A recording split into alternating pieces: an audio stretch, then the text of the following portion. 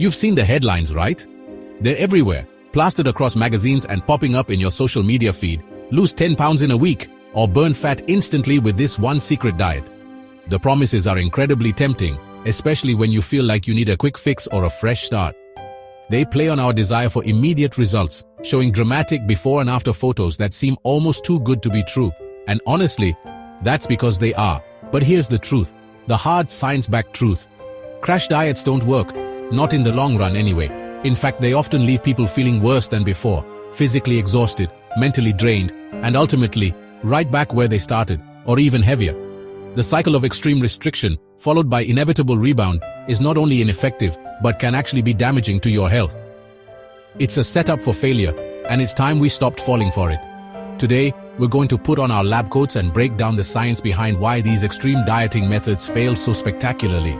We'll look at what really happens inside your body when you drastically cut calories, how it can harm your metabolism and overall health, and most importantly, what you should be doing instead to achieve real, sustainable results. This isn't about shaming anyone. It's about empowering you with knowledge. Have you ever tried a crash diet? What happened? Tell me in the comments. I rate them all. So, what are we even talking about when we say crash diet? It's a broad term, but it essentially refers to any diet that promises rapid weight loss through extreme, and I mean extreme, calorie restriction.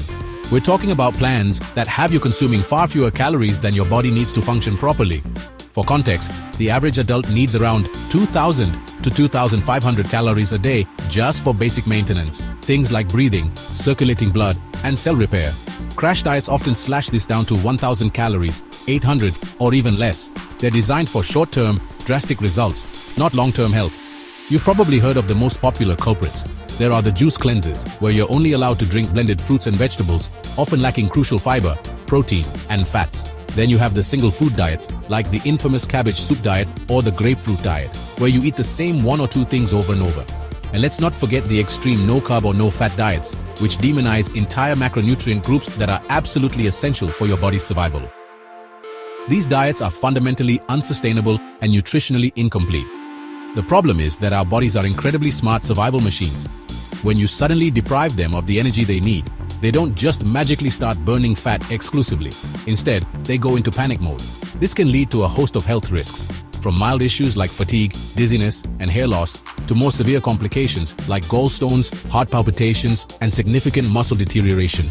Your body needs a balanced intake of protein, carbs, and fats to build tissues, produce hormones, and fuel your brain. Starving it of these is a recipe for disaster. Think about it this way. You wouldn't try to run your car on just a few drops of gasoline and expect it to perform well on a long road trip. So why do we think our bodies can function optimally on a starvation-level diet? It's a flawed premise from the start. These diets ignore the complex biological systems that regulate our weight and health. They offer a simple but ultimately wrong solution to a complex issue. What's the weirdest diet you've ever heard of? Drop it in the comments below. Okay, so here's the hook that gets everyone. When you start a crash diet, you do see the number on the scale go down, sometimes very quickly. In that first week, you might lose 5, 7, even 10 pounds. It feels like a massive victory, right?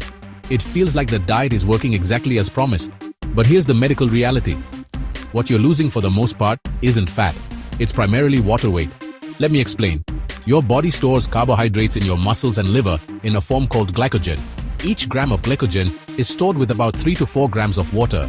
So when you drastically cut your carb intake, which almost all crash diets do, your body starts burning through these glycogen stores for quick energy. As the glycogen is used up, all that associated water is flushed out of your system. This leads to a rapid drop on the scale, but it's an illusion of fat loss. You haven't actually addressed the underlying body composition. It's like draining some water from a swimming pool. The pool is lighter, but the structure is the same. The second, more concerning thing that happens is your metabolism starts to slow down. This is a protective mechanism called adaptive thermogenesis. Your body senses a severe famine because that's what a crash diet mimics, and it tries to conserve energy to survive. It becomes more efficient, burning fewer calories to perform the same tasks. So, while you're eating less, your body is also burning less, which makes further weight loss incredibly difficult. You hit a plateau and you hit it hard. That initial whoosh of weight loss grinds to a halt. On top of the water loss and metabolic slowdown, your body also starts breaking down muscle tissue for energy. When there isn't enough incoming fuel, your body will turn to its own lean tissue because it's more metabolically expensive to maintain than fat. A 2018 study published in the journal Nutrients found that individuals on very low-calorie diets lost a significant amount of lean body mass alongside fat. Losing muscle is the exact opposite of what you want for long-term health and a strong metabolism. Did you ever lose weight fast and then regain it? Let me know your experience in the comments. Beyond the scale, crash diets wage a silent war on your health. The most immediate impact is severe nutrient deficiencies. When you eliminate entire food groups or drastically limit your intake, you're also cutting out essential vitamins and minerals. For example, cutting out dairy and fortified grains can lead to a calcium and vitamin D deficiency, putting your bone health at risk. Avoiding fats can impair the absorption of fat-soluble vitamins like A, D, E, and K, which are crucial for everything from your immune system to your eyesight. This lack of fuel and nutrients inevitably leads to crippling fatigue. You're not providing your body with the energy it needs to get through the day. Simple tasks can feel monumental. You might experience brain fog, irritability, and an inability to concentrate. This isn't just a matter of feeling a bit tired. It's your body's system struggling to function. I once had a patient, a young woman in her 20s, who came to me complaining of constant exhaustion and hair loss. After some questions, we discovered she was on a strict detox tea and raw vegetable diet. Her blood work showed she was anemic and deficient in multiple B vitamins. Then there's the muscle loss we touched on earlier, and I cannot overstate how damaging this is. Muscle is your metabolic engine. The more muscle mass you have, the more calories you burn, even at rest. When a crash diet forces your body to cannibalize its own muscle tissue for energy, you are actively sabotaging your metabolism for the future. This makes it progressively harder to lose weight and significantly easier to regain it once you stop the diet. You're essentially trading short-term scale weight for long-term metabolic damage. This metabolic slowdown is a real, measurable phenomenon. Your body becomes so efficient at conserving energy that when you eventually return to a normal eating pattern, that normal amount of food is now a surplus for your newly sluggish metabolism. This is a primary reason why weight regain is not only common, but almost guaranteed. It's a physiological trap set by the diet itself. Ever felt completely exhausted and drained while on a diet? What happened? Let's discuss it.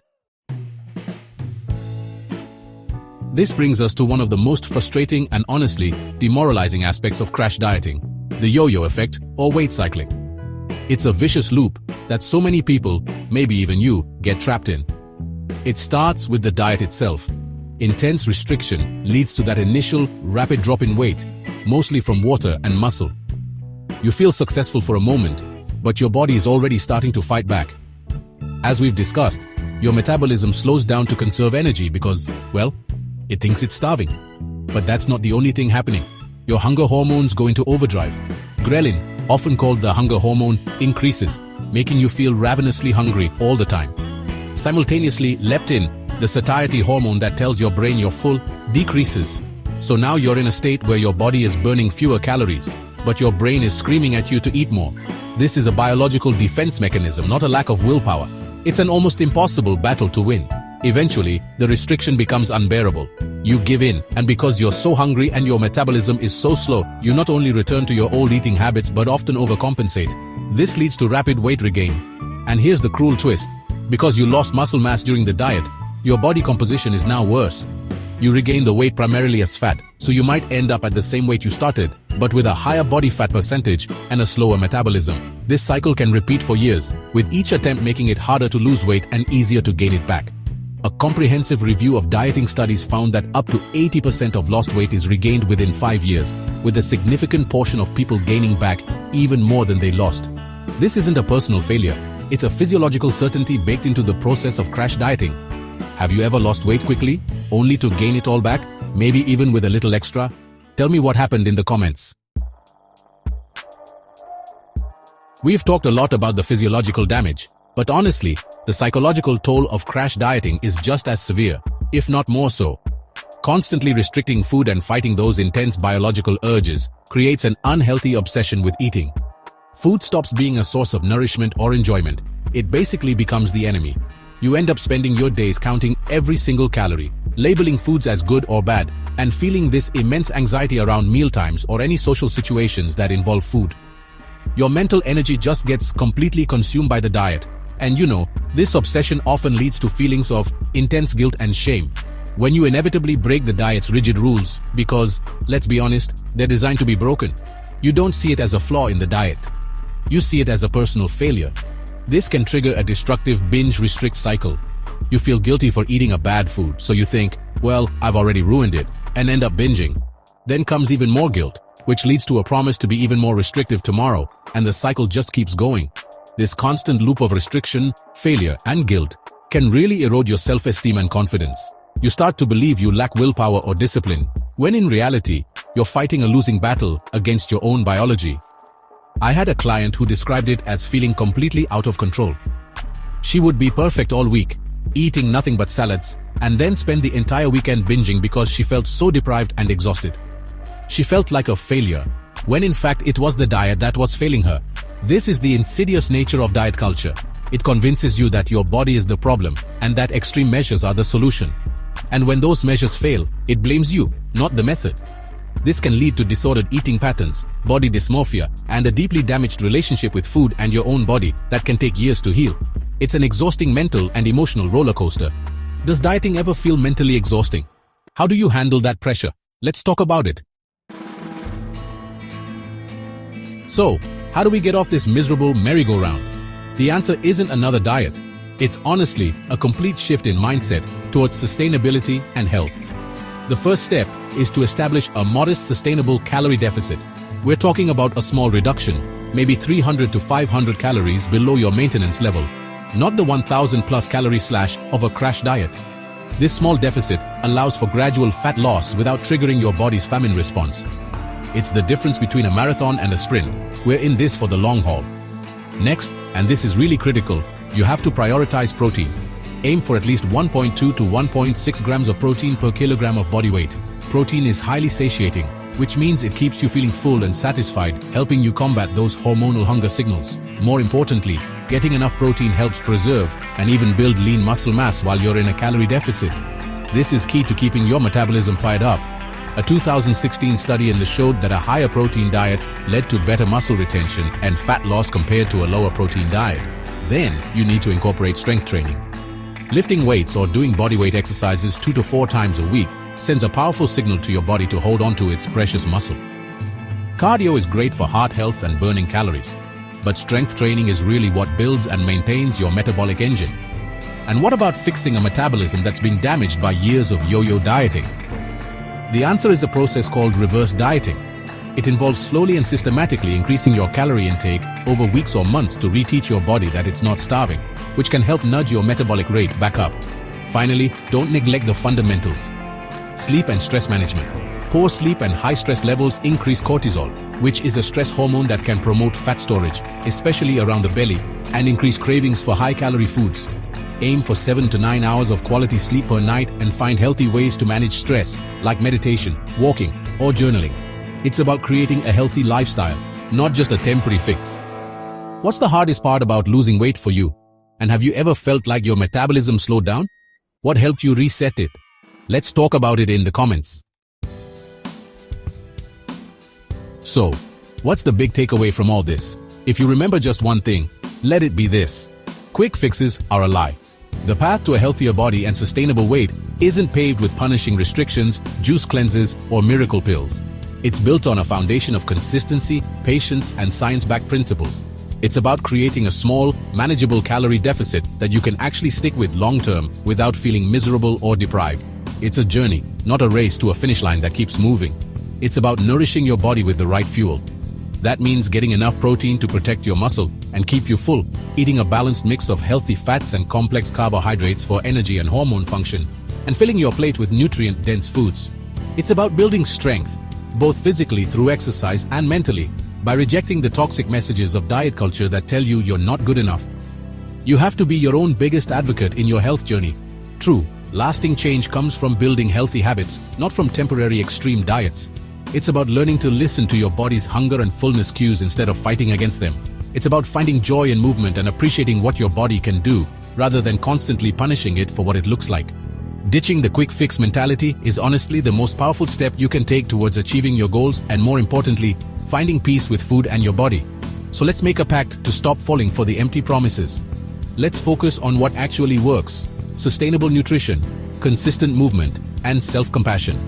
The goal is not just to lose weight, but to gain health, strength, and confidence for life. This is the real path to success, and it's a path that's available to everyone, starting today. We've covered a lot of ground today, from the deceptive allure of rapid weight loss to the deep physiological and psychological damage that crash diets can cause. The most important lesson is that your body is not something to be conquered or punished into submission. It's an incredibly intelligent system that deserves to be nourished, respected, and supported. The yo-yo cycle is exhausting, but you have the power to step off of it for good by choosing sustainable habits over quick fixes. Remember, the real goal isn't just a number on a scale. It's building a life where you feel strong, energized, and confident in your own skin. It's about creating a healthy relationship with food where you're in control, not the other way around. What's the biggest thing you learned today? I'm genuinely curious, so drop it in the comments below. Your insights could help someone else who is watching. If you want more science-backed health tips and want to keep busting these harmful myths together, make sure you hit that subscribe button and turn on notifications. We have so much more to talk about. Thank you so much for watching and for investing this time in your health and knowledge. And this has been Bruno, bringing you the real truth about crash diets. Stay healthy, everyone.